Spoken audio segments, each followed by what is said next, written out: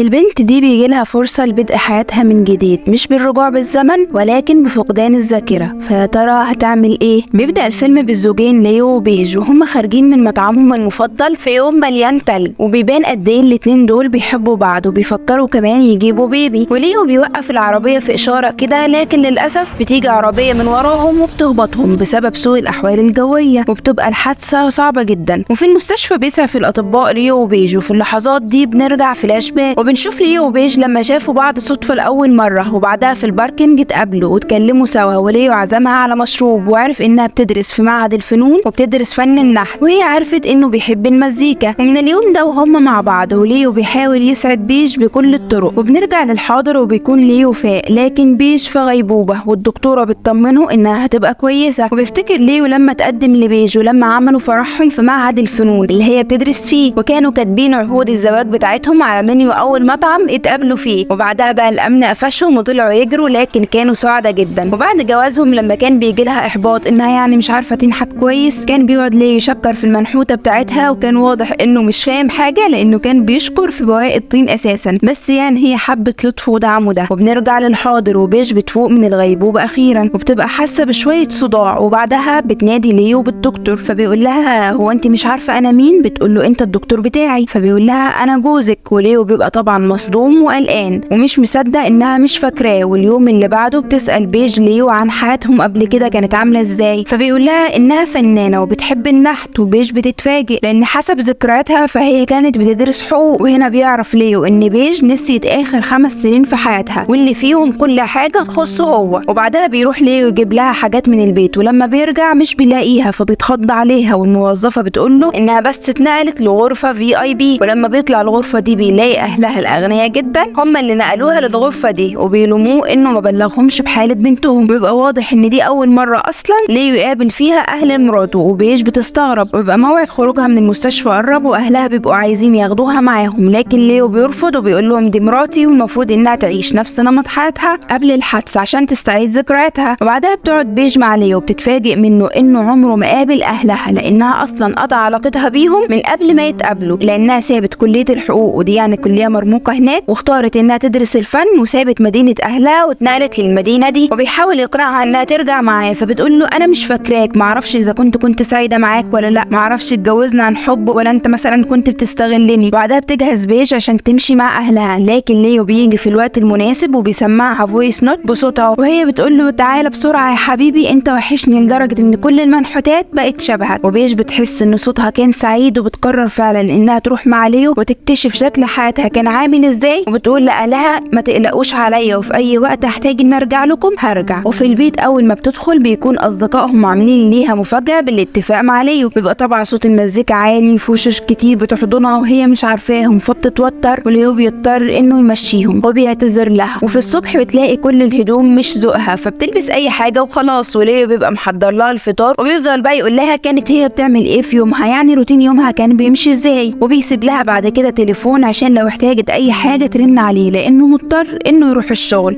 وشغل ليو عبارة عن إنه عنده استوديو لتسجيل الاسطوانات، وصديقته المساعدة بتاعته ليلى بتقول له إن شغلهم بيبوظ الفترة دي لأنه طبعا مش بيحضر، وبتقول له على الأقل لازم تيجي اجتماع مهم النهاردة لأن العملاء دول بيجوا عشانك أنت. فبيوعدها إنه هيعمل كده. وعند بيج بتلاقي ليو سايب لها شريط جوازهم وكاتب لها عليه دليل تاني، يعني دليل إنهم كانوا بيحبوا بعض، وبتشوف قد إيه جوازهم كان بسيط وكانوا سعداء جدا، ودي عكس الحياة الأرستقراطية اللي كانت بتعيشها قبل كده.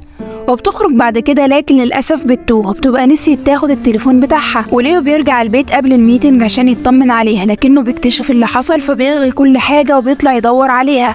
أما بيج فطلبت من شخص إنها تعمل من عنده مكالمة وكلمت أمها. وفي آخر اليوم روحت وكان ليو قلقان جدا عليها، لكنها قالت له إنها تاهت وما افتكرتش غير نمرة أمها. وبعدين كملت اليوم معاها وده بسطها جدا.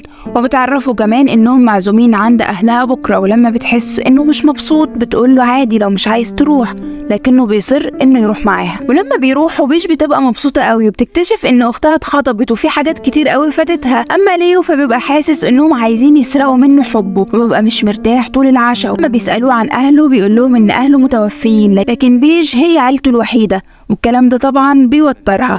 وبعد العشاء بتخرج بيج مع أختها وخطيبها، وليو طبعا بيروح معاهم، وبتقابل أصدقاء الثانوية وبتبقى مبسوطة قوي. وبعدها بتقابل جيرمي خطيبها السابق اللي هو بالنسبة لذكرياتها هم لسه مخطوبين امبارح. وطبعا بيبقى باين على الاتنين نظرات الشوق والحب، وده بيكسر ليو جدا. وتاني يوم بيج بتروح لجيرمي شركته وبتسأله هما ليه سابوا بعض، فبيقول لها انت سبتيني قبل فرحنا بحاجة بسيطة، ومن وقتها وانا بسأل نفسي ليه. وبتسأله لو كان اتجوز، فبيقول لها لا لكني مرتبط. فبتعتذر له بيج على كل حاجة وبتودعه، لكن الاتنين بيبان عليهم ان لسه عندهم مشاعر، وده طبعا مفهوم بالنسبة لبيج لانها مشتتة جدا بسبب الحادثة. ولما بتروح بترتب صورها وفقا للتسلسل الزمني، يمكن تفتكر حاجة وبتبقى متوترة، فليو بيزغزغها زي ما كان بيعمل زمان، لكنها بتتخض وبتنزعج جدا، وهو بيتحرج وبيعتذر لها وبيبقى يا حبيبي مش عارف المفروض يتعامل ازاي. وتاني يوم بتقول له انها مستعدة حاليا انها تشوف الاستوديو الخاص بيها اللي كانت بتنحت فيه. فلما بيوديها هناك مش بتحس بأي ألفة مع المكان، هو بيفضل يحكي لها قد ايه هي كانت بتحب المكان ده وقد ايه هي بتشتغل فيه. وبتبدأ يومها بانها بتشغل المزيكا بصوت عالي جدا، وبعدها بتبدأ تنحت وبيديها ادوات النحت وبيشغل لها المزيكا، فبيقول لها يلا جربي اكيد هتفتكري يلا. لكن كل ده طبعا بيربكها، بتفضل تقول له اقفل المزيكا اقفل المزيكا، وبتزعق عشان يقفل المزيكا. فهو فعلا بيروح يقفلها، لكنه بيتعصب عليها لاول مره، لان دي مش طريقتهم سوا انهم يهينوا بعض او يزعقوا لبعض. وبيقول لها انه بس بيحاول يساعدها تفتكر، وان الموقف ده صعب عليه زي ما هو صعب عليها، وبيمشي. وبعد كده لما بيرجع البيت بيكتشف انها بتلم حاجتها وان باباها جاي ياخدها، وبيقولوا له انها هتقعد بس معاهم فتره عشان تساعد في تجهيزات فرح اختها، وبعدها هتبقى ترجع عادي. لكنه بيبقى حزين وبيبقى حاسس انها مش هترجع تاني، وبيحضنها وبيودعها. وبعدها ليو بيروح لحفله معموله لاخت بيج قبل الزفاف، وبيحاول يبقى لطيف مع اهلها، وبيسال العريس اذا كان متوتر، فبيقول له انا متوتر جدا. واخت بيج بتسمعه وبتزعل، فليو بيصلح الموقف وبيقول لها ان اعظم العازفين بيبقوا متوترين قبل ما يعزفوا اعظم اعمالهم، فده معناه ان خطيبه حاسس انه بيعمل اعظم انجاز في حياته. فاخت بيج بتهدى وبتستلطف، وبيقابل بيج بقى اللي شكلها اتغير تماما، وبيقول لها عارفه لما تقري كتاب وتحبيه قوي لدرجه انك تقولي يا ريت افقد الذاكره عشان ارجع اقراه من جديد، خلينا نتعامل مع الموقف ده كده، احنا كنا بنحب بعض جدا، خلينا نرجع نحب بعض من اول وجديد. وبيحدد معاها ميعاد ديت يخرجوا فيه كانهم بيتعرفوا وبيقعوا في الحب من اول وجديد. وفي الديت بيوديها موقف الجراج اللي اتقابلوا فيه اول مره، وبعدها المطعم اللي اتقابلوا فيه، وكتبوا على المنيو بتاعه عهود جوازهم. وبعدها راحوا بحيره كانوا متفقين ينزلوها في عز التلج كتجربه حماسيه يعني، وفعلا بيعملوا كده، واليوم بيبقى حلو قوي والاتنين بيتبسطوا جدا. لكن ليو بيبقى فاكر انهم كده تمام وبيحبوا بعض، لان طبعا دي بالنسبه له مراته اللي بيحبها وبيموت فيها، في حين ان بيج ده بالنسبه لها اول موعد ليهم، ومع حبه الزياده وامله الكبير انها ترجع تفتكره كل ده بيوترها. وبعدها بابا بيج بيعمل لها مفاجاه انه كلم معارفه وقعد قدها في كليه الحقوق من جديد، وبيج بتفرح جدا وبتحس ان دي فرصه تانية عشان تصلح العك اللي عملته قبل كده، يعني لما سابت كليه مرموقه وعيله غنيه وراحت بدات من جديد في حاجه مختلفه وفي ظروف صعبه. وفي فرح اخت بيج بيحضر طبعا ليو، وبيبقى حاسس انه غريب وسطهم، خصوصا وان بيج منطلقه مع صحابها ومع خطيبها السابق جيرمي مطنشاه تماما. وفي الاثناء دي بيجي الاب الارستقراطي ده يتكلم مع ليو ويقول له انا حاسس بيك يا حبيبي، وكمان عارف المشاكل اللي انت فيها بسبب مصاريف المستشفى، لان انتوا طبعا ما كانش عندكم تامين صحي. وبيعرض عليه انه يطلق بيج بهدوء وهو هيخلصه من كل ديونه. فطبعا ليو بيتعصب وبيقول له انت راجل منافق وجبان، انت جاي تعمل اب دلوقتي رغم انك طول ال5 سنين اللي فاتت ما فكرتش تتواصل مع بنتك. وبيسيبه وبيمشي وبيروح يقعد لوحده، وبيجيله جيرمي يكمل عليه وبيضايقه ويقول له ان مراتك جت للشركه وانها بتحبه وقريب هيبقوا سوا. فليو طبعا بيتعصب وبيضربه قدام كل الناس. وكمان بيج بتشوف الموقف ده وبتتعصب وبتخرج للشرفه، وبيروح وراها ليو وبيقول لها انا مش قادر اشوف في عينيكي نظره حب لشخص تاني، وانه بيحاول يعمل كل حاجه عشان ينقذ علاقتهم. فبيج بتعتذر له وبتفهمه انها مش قصده تاذيه، لكنها مش فاكره حاجه، هي مش فاكره غير جيمي واهلها، والحياه دي هي الحاجه الوحيده اللي هي تعرفها. وهنا بيدرك ليو انها خلاص مش هتستعيد ذاكرتها، وانه جه الوقت انه يحررها من عبء تذكر الماضي، وبيتفق معاها على الطلاق. وهي بتودعه وبتقول له انها تتمنى في يوم انها تحب زي الحب اللي هو حبه لها. فبيقول لها انت عملتي ده مره واكيد هتقدري تعملي ده تاني. وبيودعوا بعض، وبيقول ليو لصديقته ان في الماضي بيج وقعت في حبه بعد اسبوعين بس من تعارفهم، وهو ادرك انها خلاص ما بقتش بتحبه، وادرك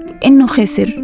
وبيوقع فعلا ليو على ورقة طلاق. اما بيج فبتقابل صدفة البيست فريند بتاعتها في السوبر ماركت وبتروح تسلم عليها، لكن صديقتها دي بتعتذر لها وبتقول لها من وقت ما مامتك عرفت بعلاقتي بباباكي وانا انهيت العلاقة دي، ومن وقتها وانا نفسي اعتذر لك بصدق. فطبعا بيج كانت ناسية الموضوع ده، ودلوقتي فهمت هي ليه قطعت علاقتها باهلها قبل كده، واتصدمت جدا ان كلهم خبوا عليها الموضوع ده، وطلعت جري على البيت وعاتبت امها انهم بيستغلوا فقدان الذاكرة بتاعها عشان يخدعوها ويكذبوا عليها، وبتلومها انها كملت مع ابوها بعد ما خانها مع واحدة قد عياله مع صديقة بنته المفضلة، لكن امها بتفهمها انها اختارت تسامحه عشان ما تخربش بيتهم. وبتطلع بعد كده بيج على ليو وبتسأله لو كان عارف موضوع خيانة والدها، فبيقول لها انه كان عارف وانه فكر 100 مرة قبل كده انه يقول لها، لكنه ما حبش يكسبها في صفه بالطريقة الرخيصة دي، وكمان ما حبش يشوفها بتفقد عيلتها من اول وجديد. فالصراحة يعني هي بتهدى وبتحترم موقفه ده. وبعدها بنشوف بيج بتحضر محاضرات الحقوق، لكن تلقائيا انها بترسم. وبعدها بتخرج مع جيرمي اللي بيقول لها انه ساب حبيبته عشانها، فبتلومه بيج انه عمل كده وانها اصلا لسه مشوشة ومش متذكرة حاجات كتير، بس اللي هي عارفاه انها عايزة تاخد فرصة تكتشف فيها نفسها من جديد من غير ما تتقيد بحد. وهنا جيرمي بيقول لها ان ده نفس الكلام اللي هي قالته له لما انفصلت عنه المرة اللي فاتت. وبعدها بتقابل بيج والدها وبتقول له انها قررت تسيب كلية الحقوق وتدرس فن النحت وهتعيش برضه لوحدها في المدينة من اول وجديد. فبيقول لها انا مش مصدق اني بخسرك تاني بنفس الطريقة. فبتقول له بيج انا المرة دي مش هخسركم، انا بس بحاول اعمل الحاجة اللي بحبها وبحاول اكتشف نفسي. وبتحضنه وبتكمل بيج حياتها، وكمان ليو بيكمل حياته وهو جواه جرح كبير. واثناء ما بيج بتتفقد حاجتها القديمة قرت عقود الجواز بتاعتها اللي تعهدت فيها لليو انها هتحبه للابد، وانها هتصبر على حبهم ده، وانها هتشاركه في كلامه وفي صمت، وانه دايما هيكون ملاذها الامن. فبتتاثر. وفي اخر مشهد بنشوف ليو في ليله برد والتلج فيها بيتساقط وهو رايح لمطعمه المفضل اللي كان بيروحوا مع بيج، لكنه بيلاقيه قافل. وهو ماشي بيلاقي بيج اللي كانت جايه لنفس المكان، وبيتفاجئ لما بتقول له انها نقلت المدينه هنا من 6 شهور وانها رجعت كمان تدرس فن النحت من تاني. وبعدها بتقول له كان في مطعم كوبي هنا بنروح له لما ده بيقفل، تيجي نروح هناك. فبيقول لها هو انت افتكرتي؟ فبتقول له لا انا بس بقابل صديقتنا سونيا وعلى طول بسالها عنك وعننا وعن حياتنا قبل كده، وبالمناسبه هي قالت لي انك ما ارتبطتش. فبيقول لها ايوه ده حقيقي. وبيقول لها وانتي؟ فبتقول له انا كمان ما ارتبطتش. وبيمسك ايدها وبيقول لها تعالي نروح مطعم جديد ما رحناهوش قبل كده. وبينتهي الفيلم بعد ما رجعوا سوا وقرروا يعملوا ذكريات من اول وجديد. وطبعا الفيلم ده متاخد عن قصه حقيقيه، والسيده اللي في القصه الحقيقيه ما قدرتش برضه تستعيد ذكرياتها، لكنها وقعت في حب جوزها من اول وجديد وكملت حياتها معاه وخلفوا طفلين. وبس كده، انا هاجر ودي قناتي، اعملوا اشتراك ولايك وقولوا لي رايكم في الفيلم. سلام.